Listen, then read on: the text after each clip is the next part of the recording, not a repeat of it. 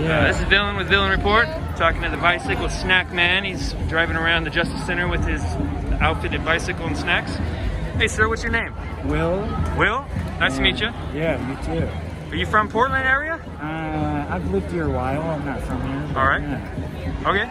Well, you're out here handing people out snacks. Is it just snacks, or you got medical supplies in there too? Yeah, mostly snacks and water and just some Band-Aids and earplugs, that kind of thing. I All have right. an ask sometimes. Yeah.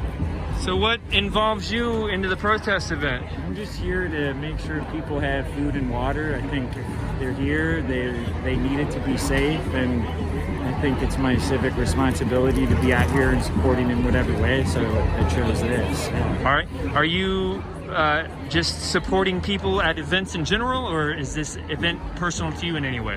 Yeah, at these events and related events, it's personal to me. I've been certainly a supporter of the Black Lives Matter movement for many years, and so yeah, I'm here in George Floyd's memory and the countless others who've been murdered by the police, and I'd love to see systemic change.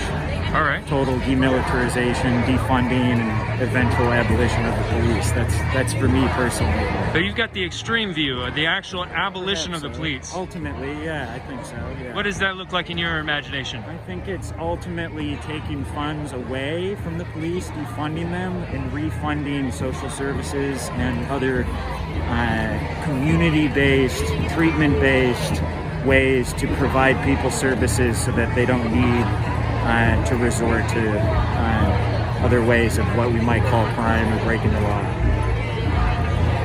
So you kind of have the Rousseauian view that if you take away the negative pressures on man, that goodness will naturally spring forth from them. If you help people out of poverty and you help people out of struggle, that they will naturally be good. I think people are good. I think they want to do well. I don't know if I'd say it's Rousseauian, but yeah, I think people are good, and I think people want to succeed, and I think that there's every reason for most everyday working class people to have every obstacle and difficulty towards succeeding, being happy and healthy, and I think the police is one part of our society that contributes to that. Okay. In a negative way. I don't want to put you on the spot, but I want to kind of pick your brain a little bit so I can see your point of view a little bit better. Yeah. Okay. So Dostoevsky, he kind of had the view that if you gave man all the comforts they could desire and give them all the food they could eat, all the pleasure they could have, all the security and comfort they could have, that they would actually start destroying things and causing problems just so that life would be interesting.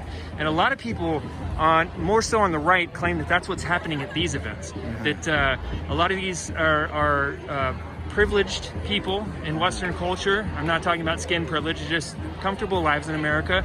I think you're in the 1% if you're lucky to be born in America out of the world. Sure. And a lot of people think that's what this is. So not to get too deep and too philosophical, but that kind of idea to where there is a fraction of thinking that says that if things get too comfortable for people, they'll actually start causing problems just because life gets too boring. Yeah.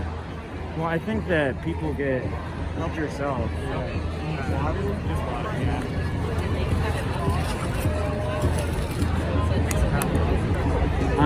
I think, and I got to get back to it here, but I think basically that people get hung up sometimes on the defunding, dismantling and abolishing the police as, oh, if we get rid of the police, there won't be crime. And of course that's not the case. But the point is we have the police. Portland Police Bureau has a $300 million budget, and we still have crime. So yeah, there's going to be crime. There's going to be things like property damage. I think is people forget is not violent crime in my opinion, but